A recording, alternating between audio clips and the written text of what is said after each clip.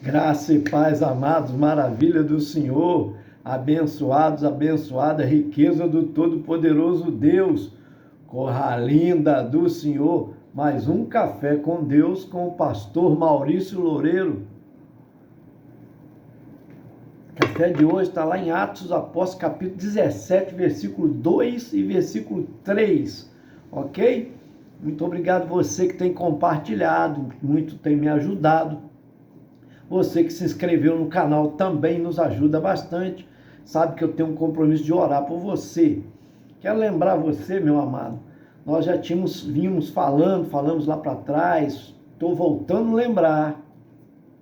Nós estamos preparando um conteúdo fantástico para você que é obreiro, para você que tem chamado de Deus, para abrir um trabalho, uma obra de Deus, para também desenvolver a sua igreja, né?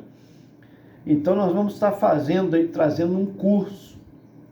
Nós temos aí uma experiência de 38 anos de crente, de 25 anos de pastorado, servindo a Deus na presidência das igrejas batistas nacionais, né, que são as igrejas batistas em renovação espiritual, abrangindo o Vale do Paraíba, parte de Minas Gerais e região serrana do Rio de Janeiro, além de servir a Deus também como presidente há alguns anos já, aqui na nossa cidade, como presidente dos pastores.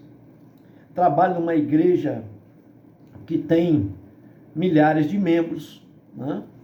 Já abri igreja do zero, já fundei igreja do zero, tenho uma experiência.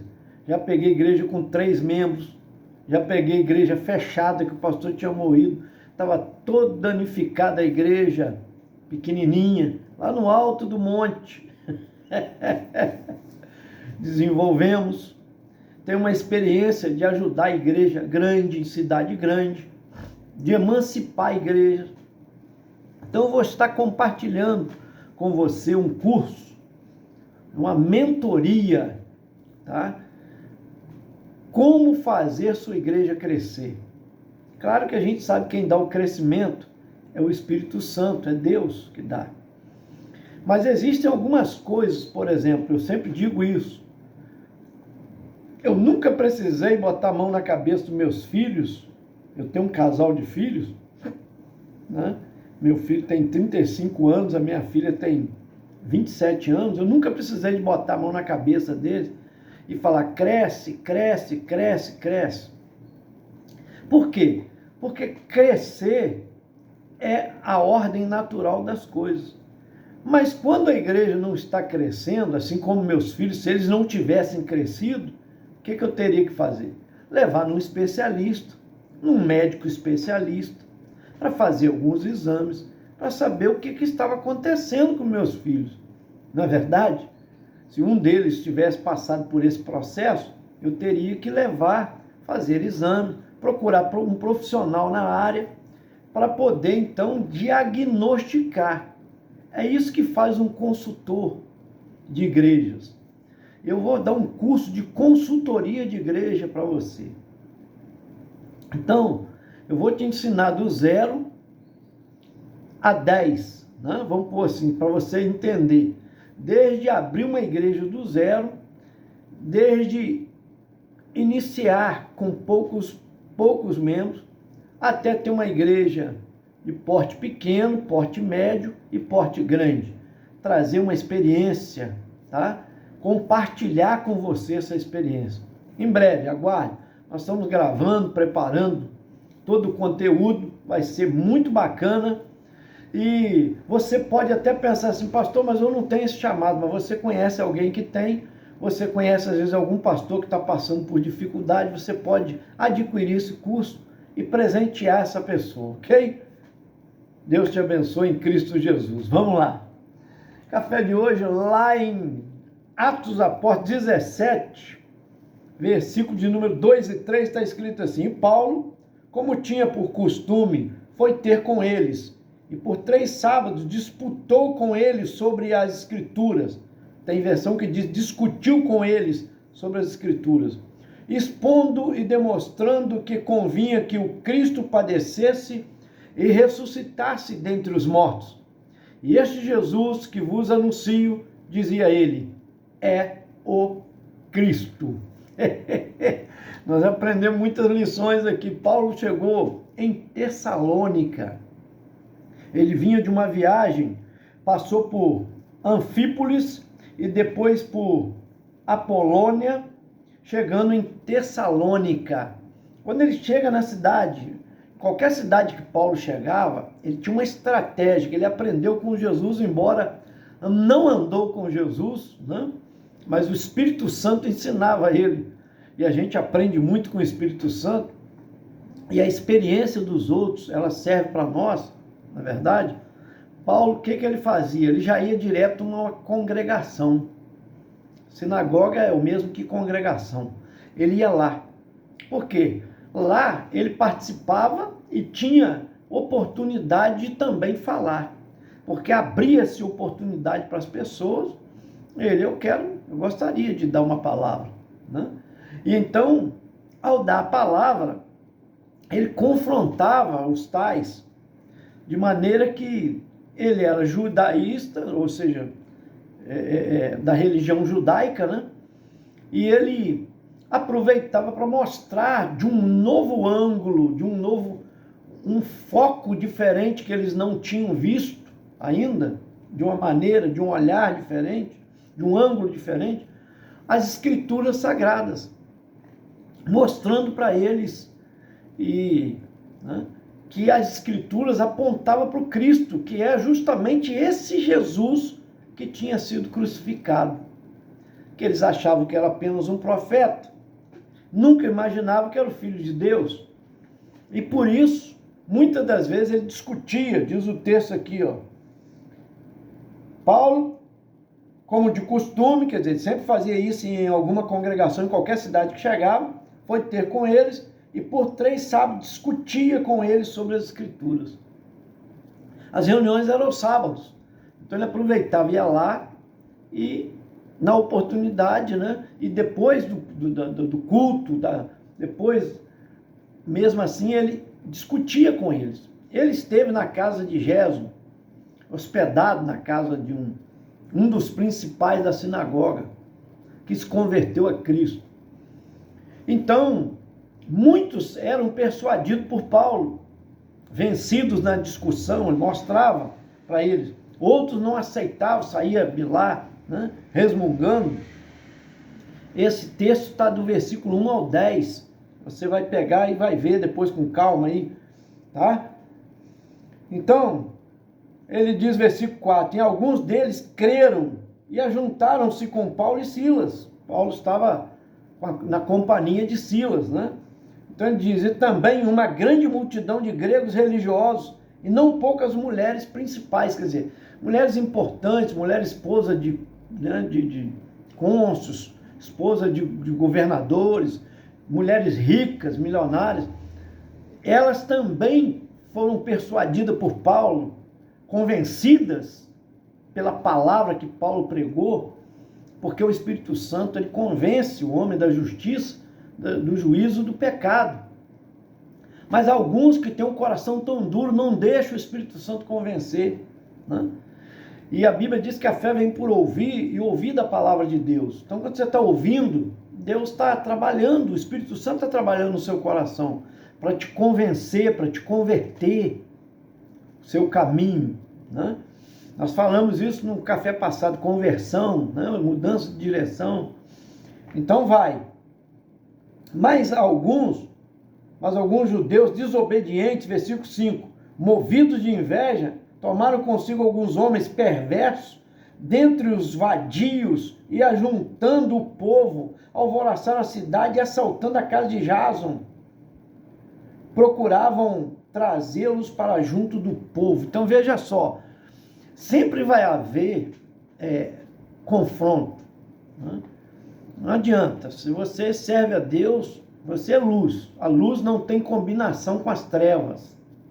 Quem é trevas vai se levantar. Quem é de Deus vai aceitar a palavra. Mas quem não é, vai confrontar. Se eu fosse dar confiança, às vezes alguns que comentam embaixo aí, né, querendo confrontar, querendo debochar, né, pastor, mais um para ganhar dinheiro. É assim, né? A gente não dá ouvido a essas coisas, porque isso nos faz perder tempo. Eu não estou para perder tempo com o diabo, não, com Satanás. Ameaças que tem contra a vida da gente. E a gente continua fazendo a obra, divulgando o reino de Deus, né? A obra Jesus já fez, né? Divulgando a obra que ele que ele realizou, né, na cruz do Calvário. Mas nós temos confronto, nós temos pessoas que nos perseguem, nós temos pessoas que são movidas por inveja, temos debochadores, pessoas que debocham, né? Tem gente que diz, pastor, arruma a boca lá para mim, né? Eu quero ser pastor. Fala, vai ser sim, é bom demais. Você vai ver quanto é bom sofrer pelo evangelho. Mas tem pastor nadando dinheiro, meu amigo. É a mesma coisa. O mundo tem quantos milhões de pessoas? Quantos ricos existem? Não é verdade? Quantos professores você conhece? E que sofrem aí? Quantos professores bem-sucedidos você conhece? São poucos, né? Que são professores de universidade. Eu conheci, minha filha estudou com uma menina que eles eram donos, o marido e a esposa eram professores da universidade. Eles eram donos de um prédio. Eles entravam no elevador, já saía dentro do apartamento deles, que eles eram donos daquele prédio, 4 andares, 5 andares, tudo da família. Troço de primeira qualidade, primeiríssima qualidade. Ganhando muito bem. Quanto ganha um professor de universidade? Você imagina? Ganha igual uma polícia federal, ganha igual talvez até igual um juiz. Entenda bem. Mas não são todos que são professores de universidade. Para chegar lá é fácil. Tem que dedicar muito, estudar muito. Então, não é assim. Pastor, todo pastor é rico, está cheio de condição, né? Não. Para cuidar de uma igreja, a responsabilidade que eles têm, eu não estou aqui para, né, defender, passar a mão, não é isso. Mas as pessoas aproveitam para debochar, isso que eu falo, entendeu? Para chegar lá não é fácil não, meu amigo, né? Então você rala muito.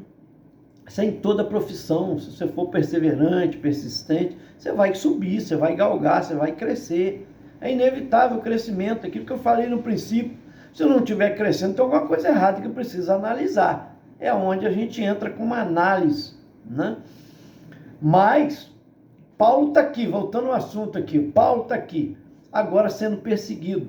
Porque os rebeldes, não satisfeitos, saem resmungando, criam um motim, arrumam um grupo.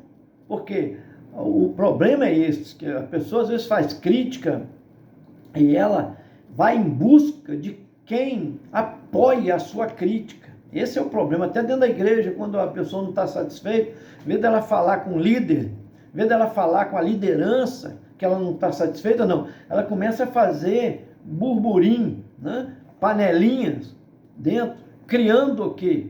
Motins, pessoas que se revoltam, né? Criando partido. Paulo passou por isso, ensinando na igreja de Corinto, por exemplo, lá em 1 Coríntios. Pegou uma igreja que estava cheia de partido. Um dizia, eu sou de Paulo, eu sou de Pedro, eu sou de Apolo. Mas peraí, quem morreu na cruz do Calvário fui eu? Foi Apolo? Foi Pedro? Peraí. Nós todos somos de Cristo, não tem negócio de partido, não. Então ele corrigiu isso na igreja. Então tem gente que é assim, ele não consegue, ele não aceita, tem que ser o que ele quer, do jeito que ele quer. E o que ele faz? Ele arruma pessoas para comprar sua ideia. É aonde aconteceu contra Paulo ali. Agora, não satisfeito, já junta um grupo, uma multidão, um grupo de pessoas, invade a casa de Jason, né? E entram na casa dele procurando Paulo e Silas, mas Paulo e Silas não estavam lá. Eles passam a mão Jason e os seus servos, tá? Levam com ele, tá? Nós acabamos de ler aqui, ó. levaram perante os magistrados, versículo 6. E não achando, trouxeram Jason e alguns irmãos à presença dos magistrados, dos juízes da cidade, clamando: estes que têm alvoroçado o mundo chegaram até aqui.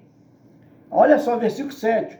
Os quais Jason recolheu, e todos esses procedem contra os decretos de César, dizendo que há outro rei, Jesus. Ora, já estão mentindo.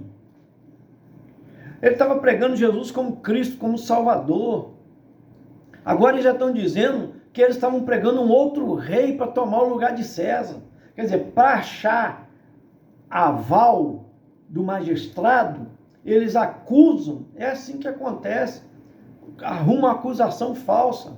Foram o que fizeram com Jesus. Ao trair Jesus, procuraram testemunhas falsas contra ele. Mas não achando, arrumaram dois. Ele falou que destruiria o templo em 3 dias, ele ia restituir. Ele estava falando do corpo dele, não estava falando daquele templo lá. Mas, quer dizer, torcem a coisa. Tanto é que Jesus ressuscitou o 3º dia. Nós somos templo do Espírito Santo, morada de Deus. Então ele está dizendo: destruirei esse corpo, esse templo, em 3 dias restituirei. Quer dizer, vocês vão me matar, mas no 3º dia eu ressuscito. Eles já estavam dizendo que era o templo que estava lá, que ele falou. Quer dizer, levantam falsas acusações. E com Paulo aqui já estão dizendo, eles estão anunciando outro rei. Quer dizer, para criar revolta contra César. Só que Jason pagou fiança, né, que era direito dele, primário, pagou fiança e saiu. E advertiram a Paulo e a Silas que fugisse, saísse de madrugada, fosse para outro lugar, outra cidade, porque aqueles homens estavam revoltados à procura dele. Se pegasse, podia até matar. E assim, Paulo passou por apedrejamento em várias cidades, perseguição. Irmãos, se você fala de Deus, é a luz, as trevas se levantam. Não tem como viver. A gente vai viver em acordo, pastor. O negócio é não discutir sobre religião, sobre política. As pessoas falam isso. Ora, se Paulo não discutisse com eles, não convenceria-os. Política, religião, futebol se discute sim. Não é discussão para ofensa. É debate. É o campo das ideias. Para mostrar a sua posição, o outro mostra do outro, para ver quem está melhor posicionado. Né? Mas o inimigo aproveita. Não se discute essas coisas. Não se briga.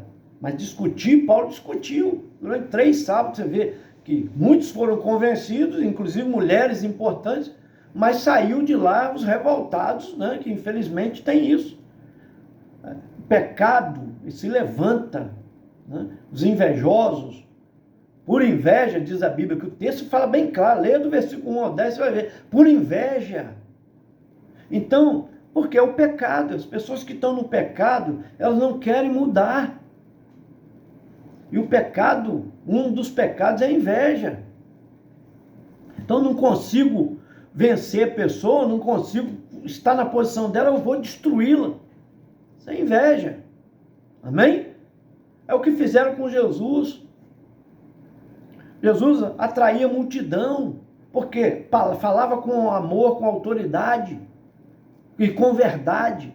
E milagres e maravilhas ele fazia. O que deram em troco a ele? Inveja. Por causa da inveja, prenderam Jesus, torturaram Jesus e crucificaram a Jesus. E não é diferente, não vai ser diferente conosco. Porque Jesus mesmo disse, se em lenho seco fizeram isso, que não se fará no verde. Eu que estava preparado, né, fui caluniado, perseguido, torturado e morto, o que não fará com vocês? É a realidade. Mas Paulo dizia isso, que nos espera cadeias e perseguições. Mas ele dizia, estou pronto para morrer por amor a Cristo. E nós venhamos chegar a essa maturidade, né? De nunca negar a Cristo, mas vamos sofrer perseguição, resistência, calúnia, inveja, e assim vai. Amém? Que Deus te abençoe, eu quero orar por você, mas vale a pena servir o Senhor, há uma recompensa, minha gente. E olha, o mundo já está chegando ao fim, tá?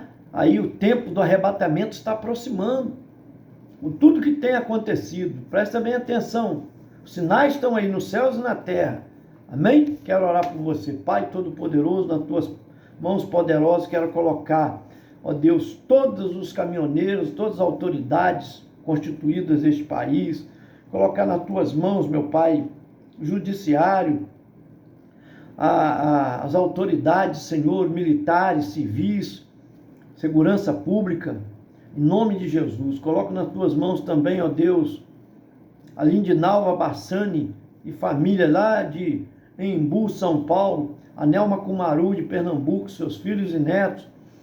Coloco nas tuas poderosas mãos também o Jorge Luiz Rodrigues e família, a Regina, ó Deus amado, Manicure também, em nome de Jesus, DJ Ronaldo Pitbull, Deus, coloca nas tuas mãos, ele e família também, Aparecida Tuca, que pede oração pela sua prima Alessandra, Marilda Simões Nunes e família, pastora Rosaura Marques e família. Oro também, meu Pai, pela Alcina Lúcia e família. Pede aí que o seu carro fique pronto o mais breve possível, de preferência essa semana, meu Pai. Toca em quem de direito lá, para ser liberado esse automóvel em nome de Jesus. Ou vai Sander e família do grupo Vietnam Today. Também a doutora Downs e família da Flórida, do grupo também Vietnam Today. E a Sei Yui e família também do grupo Vietnam Today. E também, meu pai, o Anderson Menozinho e família de Vitória da Conquista. Gildásio Jesus e família de Jequitinhonha, Bahia. Orlete Carvalho e família lá de Colombo, Paraná. Oro também pela Lena Mendes e família, pede pela vida espiritual. Pai, oro também, Senhor, ó Deus dos céus e da terra, pelo Raimundo Carvalho Tadeu, de São João del Rei, Minas Gerais. Também, Pai, coloca nas tuas mãos a Camilo Reinaldo e a sua filha Júlia, a Maria Aparecida Miguel Filgueira também, e família, seus filhos, netos, bisnetos, sobrinhos, em nome de Jesus. Oro também pela Rosa Ibanez Castro e família, lá de Bogotá, Colômbia, em nome de Jesus. Esse foi mais um Café com Deus. Gente, te aguardo até o próximo. Senta o dedo, vamos compartilhar.